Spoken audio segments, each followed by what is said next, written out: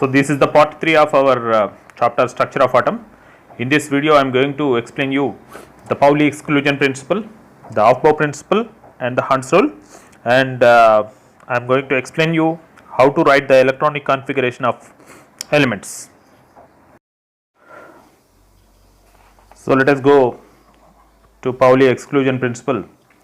According to Pauli exclusion principle, no electrons of the same atom can have all the 4 quantum numbers same. అంటే ఈ పౌలి exclusion principal ఏం చెప్తుందంటే మనకి ఒక ఆటమ్కి సంబంధించినటువంటి ఏ 2 ఎలక్ట్రాన్లకు కూడా 4 క్వాంటం సంఖ్యలు ఒకటే విధంగా ఉండవు అని ఈ పౌలి ఎక్స్క్లూజన్ ప్రిన్సిపల్ చెప్తుంది. దీనికోసం మనం ఒక 2 ఎగ్జాంపుల్స్ చూద్దాం. ఫస్ట్ నేను హీలియం తీసుకుంటున్నా. హీలియం యొక్క నెంబర్ 2. సో మీకు 8th క్లాస్లో నేను 30 ఎలిమెంట్స్ వరకు నేర్పించిన నెంబర్స్, అవి వాటిలో ఎన్ని ఎలక్ట్రాన్స్ ఉంటాయి అన్నీ కూడా ఎక్స్ప్లెయిన్ చేసిన. ఈ హీలియం 2 చూద్దాం. ఈ హీలియం యొక్క 2 ఎలక్ట్రాన్లు కూడా 1s ఆర్బిటాల్లోనే ఉంటాయన్న విషయం మీకు తెలుసు. 1, 2. ఇప్పుడు దీనికి మనం ఈ ఎలక్ట్రాన్కి 2 ఎలక్ట్రాన్లకు కూడా మనం ఇప్పుడు వాటి యొక్క 4 క్వాంటం సంఖ్యలని రాయబోతున్నాం. ఈ ఫస్ట్ ఎలక్ట్రాన్ని తీసుకున్నప్పుడు, అంటే ఈ ఎలక్ట్రాన్ని తీసుకున్నప్పుడు ఇది 1s2 దీని యొక్క ఎలక్ట్రానిక్ కాన్ఫిగరేషన్ కాబట్టి ఇది ఫస్ట్ n = 1, s ఆర్బిటాల్ కాబట్టి l = 0. l = 0 అయినప్పుడు ఆటోమేటిక్గా ml = కూడా 0 అవుతుంది. అట్లనే ఇది ఫస్ట్ ఎలక్ట్రాన్ కాబట్టి ms = +12 అవుతుంది. ఇప్పుడు ఈ 2 ఎలక్ట్రాన్కి రాస్తున్నాం. దీని కూడా n = 1 అవుతుంది, l = 0 అవుతుంది, ml కూడా 0 అవుతుంది ఎందుకంటే l = 0 కాబట్టి. అట్లనే ms మాత్రము -12 అవుతుంది. ఎందుకంటే మీకు తెలుసు స్పిన్ క్వాంటమ్ నెంబర్ ఎక్స్ప్లెయిన్ చేసినప్పుడు ఫస్ట్ది +12 ఉంటే రెండోది -12 ఉంటుంది. ఒకదానికి క్లాక్ వైజ్ డైరెక్షన్ ఓరియంటేషన్ ఉంటే ఇంకొక దానికి anti clock wise direction orientation ఉంటుంది. అంటే పౌలి ఎక్స్క్లూజన్ ప్రిన్సిపల్ ప్రకారం కూడా ఈ ఆటంకి సంబంధించినటువంటి హీలియం ఆటంకి సంబంధించినటువంటి ఈ 2 ఎలక్ట్రాన్లకు అన్ని క్వాంటం సంఖ్యలు ఒకటే విధంగా లేవు. n సమానంగా ఉంది, l కూడా ఒకటే ఉంది, ml కూడా ఒకటే ఉంది, కానీ ms మాత్రం ఒకటి +12 ఉంటే ఒకటి -12 ఉన్నది. ఇదే విధంగా మనం ఇంకొకటి కూడా తీసుకొని చూద్దాం. ఫర్ ఎగ్జాంపుల్ ఇప్పుడు నేను నైట్రోజన్ తీసుకుంటున్నా. Nitrogen number 7. ఇప్పుడు దీనికి ఎలక్ట్రానిక్ కాన్ఫిగరేషన్ చూద్దాం. ఎలక్ట్రానిక్ కాన్ఫిగరేషన్ ఎట్లా రాయాలో నేను ముందర చెప్తా. ఇది మీకు 1s2, ఇది 2s2, దీంట్లో కూడా 2 ఎలక్ట్రాన్లు పడతాయి. p ఆర్బిటాల్, దీనికి 3 డీజెనరేట్ ఆర్బిటాల్స్ ఉంటాయి. డీజెనరేట్ అంటే ఒకటే రకమైనటువంటి ఎనర్జీ ఉన్నటువంటి ఆర్బిటాల్స్ని డీజెనరేట్ అంటాము. 2p6, మనకు 2p6 అవసరంలే, 2 4 పోతే ఇంకా మనకు 3 చాలు. ఇది 1, ఇది 2, ఇది 3. దీంట్లో ఏ 2 ఎలక్ట్రాన్లన్నా తీసుకోండి. ఇది 2px, ఇది 2py, ఇది లాస్ట్ది 2pz. దీంట్లో ఏ 2 ఎలక్ట్రాన్, ఈ 2 ఎలక్ట్రాన్లు తీసుకుంటే ఆల్రెడీ మనం హీలియంలో చూసినాము దీని యొక్క స్పిన్ క్వాంటమ్ నెంబర్ తేడా ఉంది. దీన్ని కూడా చూస్తే దీంట్లో కూడా స్పిన్ క్వాంటమ్ నెంబర్ తేడా ఉంటుంది. ఇక్కడ కూడా స్పిన్ క్వాంటమ్ నెంబర్ ఒకటే ఉంది. ఇది పైకే ఉంది, ఇది పైకే ఉంది, ఇది పైకే ఉంది కాబట్టి అన్నిటికుంటూ కూడా +12. తర్వాత ఇది 2, ఇది 2, ఇది 2 కాబట్టి అన్నిటి యొక్క n = 2. తర్వాత l చూద్దాం. ఇది p ఆర్బిటాలే, ఇది p ఆర్బిటాలే, ఇది p ఆర్బిటాలే కాబట్టి l = 1. మరి ml చూద్దాం. ml చూసినప్పుడు ml దీనికి 3 వాల్యూస్ ఉంటాయి. ఎందుకంటే l = 1 కాబట్టి ml వాల్యూస్ 2 × 1 + 1 2l+1 అని మీకు ప్రీవియస్ వీడియోలో నేను చెప్పిన. కాబట్టి 3 ఉంటుంది. 3 అంటే దీనికి -1 ఉంటుంది, దీనికి 0 ఉంటుంది, దీనికి 1 ఉంటుంది. అంటే దీన్ని చూసినప్పుడు మనకు n 2 ఉంది, l 1 ఉంది, ml = -1 ఉంది. దీన్ని చూసినప్పుడు దీని ml = 0 ఉంది, దీని ml = 1 ఉంది. అంటే దీని యొక్క మ్యాగ్నెటిక్ క్వాంటమ్ నెంబర్స్ వేరే విధంగా ఉన్నాయి. అంటే పౌలి ఎక్స్క్లూజన్ ప్రిన్సిపల్ ప్రకారం కనీసం ఒక్కట క్వాంటమ్ నెంబర్ అయినా ఏ 2 ఎలక్ట్రాన్లకు సమానంగా ఉండదు అని చెప్పినాడు. సో ఇది మనకు పౌలి ఎక్స్క్లూజన్ ప్రిన్సిపల్. నెక్స్ట్ మనం ఆఫ్బౌ రూల్కి పోదాం. ఆఫ్బౌ అంటే building up, ఆఫ్బౌ rule. So in the ground state the electronic configuration be built up by placing electrons in the lowest available orbitals until the total number of electrons added is equals to the atomic number. అంటే మనం electronic configuration రాసేటప్పుడు అంటే ఎలక్ట్రాన్లు ఎట్లా నిండుతాయంటే ఒక atom లోపల అన్నిటికంటే first lowest energy నిండుతుంది. లోయెస్ట్ ఎనర్జీ తర్వాతనే దానికంటే హైయెస్ట్ ఎనర్జీస్ నిండుకుంటా పోతాయని అర్థం. ఈ లోయెస్ట్ ఎనర్జీ ఏంది, హైయెస్ట్ ఎనర్జీ ఏంది ఒకసారి చూద్దాం మనం. ఇప్పుడు ఇంతకుముందు మీకు నైట్రోజన్ చెప్పినాం. నైట్రోజన్ చెప్పినప్పుడు దాంట్లో 1sలో ఎలక్ట్రాన్ ఉన్నాయి, 2sలో ఉన్నాయి, 2pలో కూడా ఉన్నాయి. అంటే ఫస్ట్ ఎలక్ట్రాన్ 2pలకు పోదు. ఫస్ట్ ఎలక్ట్రాన్ కంపల్సరీగా 1sలకే పోవాలి, రెండోది కూడా దీంట్లోకే పోవాలి, మూడోది 2sలకు పోవాలి, నాలుగోది 2sలకు పోవాలి, ఐదోది ఇక్కడికి పోవాలి, ఆరోది ఇక్కడ పోవాలి, ఏడోది ఇక్కడ పోవాలి. ఎందుకు ఇట్లా ఎందుకు పోవాలంటే ఇది 1s అనేది లోయెస్ట్ ఎనర్జీ లెవెల్. ఈ lowest energy level highest energy level అని నువ్వు ఎట్లా డిసైడ్ చేస్తావంటే ఏ ఆర్బిటాల్కి అయితే n+ వాల్యూ తక్కువ ఉంటుందో అది లోయెస్ట్ ఎనర్జీ లెవెల్. ఏం కన్ఫ్యూజ్ కాకండి, ఇప్పుడు మనం చూద్దాం. ఫర్ ఎగ్జాంపుల్ ఇప్పుడు నేను 2s 2p 2s ఇంతకుముందు నైట్రోజన్ రాసినప్పుడు నేను ఏం చెప్పినా ఫస్ట్ 1s నింపినా, తర్వాత 2s నింపినా, తర్వాతనే 2pలకు పోయినా. ఎందుకు 2s నింపినాకనే 2pలో పోయినా అంటే 2s లోయెస్ట్ ఎనర్జీ. మీరు చూద్దాం అవునా కదా. 2s n+l రాద్దాం. 2+l s s ఆర్బిటాల్ కాబట్టి l ఏమవుతుంది 0 అవుతుంది. దీన్ని రాద్దాం. ఇక్కడ 2 ప్లస్ p ఆర్బిటాల్ కాబట్టి ఏమవుతుంది 1 అవుతుంది. 2 + 0 = 2, 2 + 1 = 3.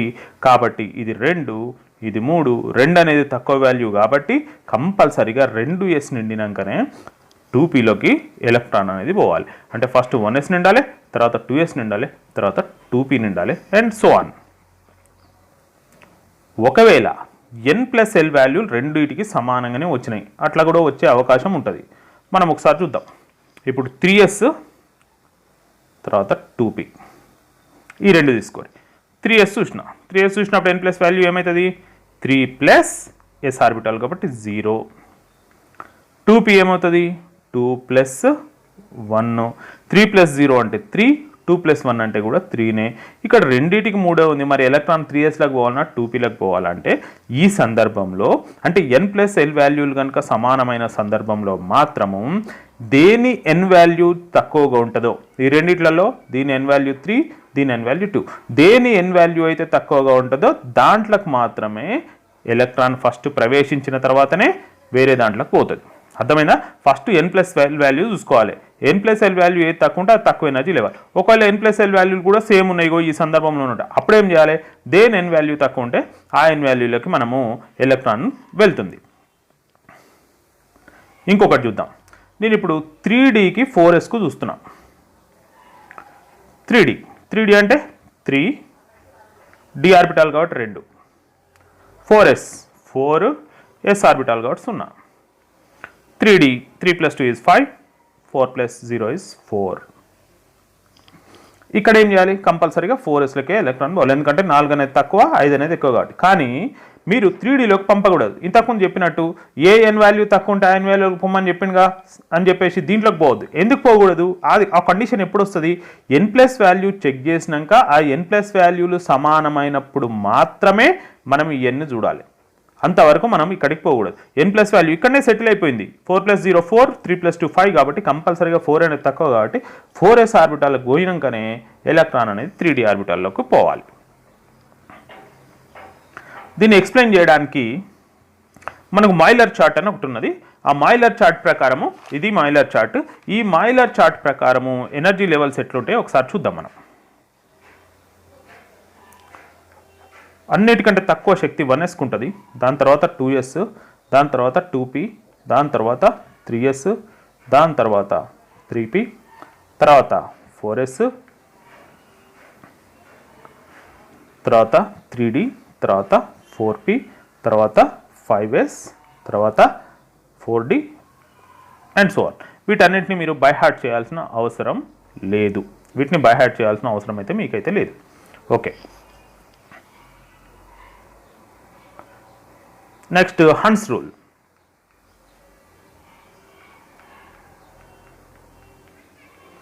ఈ హన్స్ రూల్ ఏం చెప్తుందో ఒకసారి చూద్దాం. హన్స్ రూల్ ప్రకారం ఏంటిదంటే according to this electron pairing in orbital starts only when all the available empty orbitals of same energy are singly occupied. సింగిల్గా ఎలక్ట్రాన్స్ నిండినాకనే పేర్ కావాలి అనేది. దీనికి ఒక ఎగ్జాంపుల్ తీసుకొని మీకు చెప్తా. అగైన్ టేక్ ద ఎగ్జాంపుల్ నైట్రోజన్లో 7 ఉంటాయి. సో 1s2, 2s ఆర్బిటాల్ ఉంటుంది అండ్ 2p ఆర్బిటాల్ ఉంటుంది. This is 1s, this is 2s and this is 2p. 2pలో మళ్ళీ 3 డీజెనరేట్ ఆర్బిటాల్స్ ఉంటాయి, 2px, 2py, 2pz. First electron second electron, third electron, fourth electron, fifth electron, sixth ఇక్కడ పేరు కాకూడదు. Degenerate ఆర్బిటల్లో అన్ని first lowest ఒక్కొక్కటి సింగిల్గా నిండినాకనే తర్వాత పేరు కావాలని హంట్స్ రూల్ చెప్తుంది. సో నెక్స్ట్ ఇక్కడికి పోవాలి. ఈ 7 ఇట్లా రాయాలి తప్ప మీరు ఈ 2Pలో 2 2 4 అయిపోయినాయిగా, ఇగో 5 6 7 అని ఇట్లా చూపించడానికి రాదు. ఇది రాంగ్, ఇది రైట్. హన్స్ రూల్ ప్రకారం ఏంటిది, డిజెనరేట్ ఆర్బిటాల్స్ ఉన్నప్పుడు అంటే సేమ్ ఎనర్జీ లెవెల్ ఆర్బిటాల్స్ ఉన్నప్పుడు ఫస్ట్ సింగిల్గా నిండినాకనే పేరింగ్ అనేది జరగాలి. పేరింగ్ అంటే జత కావటం ఎప్పుడు జరగాలి, ఫస్ట్ సింగిల్గా నిండాలి. అంతేగాని ఇక్కడ 3 ఎలక్ట్రాన్లో ఫస్ట్ ఆల్రెడీ 2 పెట్టేసి 3వది ఇక్కడ పెట్టొద్దు. సో దిస్ ఈజ్ రాంగ్, ఇది రైట్. సో ఇప్పుడు మళ్ళీ ఆక్సిజన్ చూద్దాం. ఆక్సిజన్ నెంబర్ ఎంత, 8 కదా. సో 8 కాబట్టి 1s 2s 2p, దీంట్లో కూడా 3 1s 2s 2p. 8 కాబట్టి 2 2 4 4 8 1s2 1 2 3 4, ఇక్కడ 5, ఇక్కడ 6, ఇక్కడ 7, ఇక్కడ 8. ఈ విధంగా రాయాలి తప్ప మీరు 1s2 2s2 నింపినాక ఇక్కడ మీరు 4 అయిపోయినాయి కదా, 5 6 7 8 అని నింపకూడదు. ఎందుకంటే ఫస్ట్ సింగిల్గా నిండిన తర్వాతనే పేరింగ్ జరగాలి. ఇది హంట్స్ రూల్. ఇప్పుడు ఎలక్ట్రానిక్ కాన్ఫిగరేషన్ ఎట్లా రాద్దాం. ఫర్ ఎగ్జాంపుల్ మెగ్నీషియం రాస్తున్నాను నేను. మెగ్నీషియం నెంబర్ నాకు తెలియకుండా నేను మెగ్నీషియం ఎలక్ట్రానిక్ కాన్ఫిగరేషన్ రాయడం కష్టం. మెగ్నీషియం నెంబర్ నాకు తెలుసు. ఎంత మెగ్నీషియం నెంబరు 12. కాబట్టి ఫస్ట్ 2 ఎలక్ట్రాన్లు 1s2 2s2 తర్వాత లోయెస్ట్ ఏంటి 2p6, తర్వాత 3s2 లెక్క పెట్టుకోవాలి. సరిపోయినాయా, 2 2 4 6 10 12 అయినాయి. కాబట్టి 1s2 2s2 2p6 3s2 దీని యొక్క ఎలక్ట్రానిక్ కాన్ఫిగరేషన్. ఇప్పుడు మనం క్లోరిన్ రాద్దాం. Chlorine number 17. So 1s2 2s2 2p6 3s2 3pలో ఎన్ని కావాలి చూద్దాం. 2 2 4 6 10 12, ఇక్కడ 17 ఉన్నాయి. 17 - 12 = 5. కాబట్టి ఇక్కడ 3p5. ఇట్లా మనం క్లోరిన్ యొక్క ఎలక్ట్రానిక్ కాన్ఫిగరేషన్ రాయాలి. మీకు ఏది ఇచ్చినా మీరు ఎలక్ట్రానిక్ కాన్ఫిగరేషన్ రాయొచ్చు. ఇది పెద్ద విషయం కాదు, చాలా సింపుల్. కానీ 2 సందర్భాల్లో కొంచెం తేడా ఉంటుంది. ఫర్ ఎగ్జాంపుల్ మీరు ఇప్పుడు క్రోమియం తీసుకోండి. Chromium 1s2 2s2 2p6 3s2 3p6, next 4s2 ఎన్నైనాయి 2 4 6 10 2 12 6 18 19 20 20 అంటే ఇంకా 4 కావాలి. 4s2 తర్వాత 3d4. సో అన్నీ సింపుల్గా ఇట్లానే రాసుకుంటూ పోతాం. కానీ క్రోమియం దగ్గరికి వచ్చేసరికి తేడా వస్తుంది. ఎందుకంటే క్రోమియంలో లాస్ట్ మనకు 3d4 వచ్చింది. సో ఈ క్రోమియం దగ్గరికి వచ్చినప్పుడు ఇక్కడ 3d4 ఉంది. ఈ 3d4 అనేది స్టేబుల్ కాదు. ఎందుకంటే ప్రతి ఒక్క ఆటం కూడా స్టేబుల్ ఉండడానికి ట్రై చేస్తుంది. స్టేబుల్గా ఉండాలంటే ఆర్బిటాల్లో కంపల్సరీగా హాఫ్ ఫిల్డ్ కానీ ఫుల్ ఫిల్డ్ కానీ ఉండాలి. డి ఆర్బిటాల్లో మొత్తము 10 ఎలక్ట్రాన్లు పడతాయి. కాబట్టి హాఫ్ ఫిల్డ్ అంటేనేమో 5 ఎలక్ట్రాన్లు, ఫుల్ ఫిల్డ్ అంటేనేమో 10 ఎలక్ట్రాన్లు. 5 ఇక్కడ 5 ఉన్నా లేకపోతే 10 ఉన్నా ఇది స్టేబుల్గా ఉంటుంది. మిగతా ఆటమ్స్కి సాధ్యం కాదు. క్రోమియంకి ఏం సాధ్యమైందంటే ఇది 5 చేసుకునే అవకాశం ఉంది. ఎట్లా 5 చేసుకునే అవకాశం ఉందంటే ఈ ఎస్ ఆర్బిటాల్లో ఒకటే నిండి ఇక్కడ ఉన్నటువంటి మిగిలిన ఒకటి ఇక్కడికి వస్తుంది అనమాట. మరి ఎస్ ఆర్బిటాల్లో ఒకటి నిండితే ప్రాబ్లం అంటే ఏం ప్రాబ్లం కాదు. ఎందుకంటే హాఫ్ ఫిల్డ్ అయినా ఫుల్ ఫిల్డ్ అయినా స్టేబులే. ఎస్ ఆర్బిటాల్లో 2 ఎలక్ట్రాన్లు పడతాయి. 2 ఉన్నా స్టేబులే, రెండిట్లో సగం అంటే 1 ఉన్నా స్టేబులే.